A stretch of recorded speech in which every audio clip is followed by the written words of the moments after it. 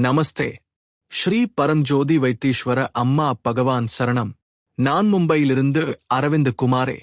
எங்கள் திருமண நாளான ஜூலை 5ஆம் தேதி என் மனைவி ஸ்மிதாஜி மார்பக புற்றுநோயால் பாதிக்கப்பட்டுள்ளார் என கண்டறியப்பட்டது.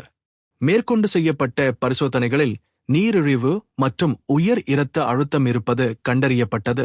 இதனால் அவரது சிகிச்சை தாமதமானது. ஆகஸ்ட் 19ஆம் தேதி அவருக்கு திடீரென கடுமையான இதயவலி ஏற்பட்டது.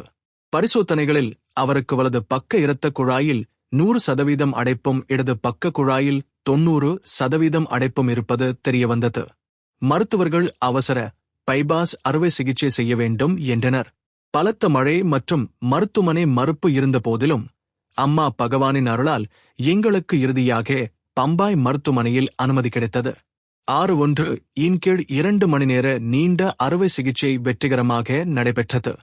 மருத்துவர்கள் அவ்வளவு நேரம் அவர் எவ்வாறு உயிருடன் இருந்தார் என மிகவும் ஆச்சரியப்பட்டனர். அது உண்மையில் ஸ்ரீ அம்மா பகவானின் சுரக்ஷா கவசத்தினால் மட்டுமே நிகழ்ந்த அற்புதம். பகவானின் அருளும் சுரக்ஷா கவசமும் எனது புற்றுநோய் பயணத்தை எதிர்கொள்ள எனக்கு உதவியது.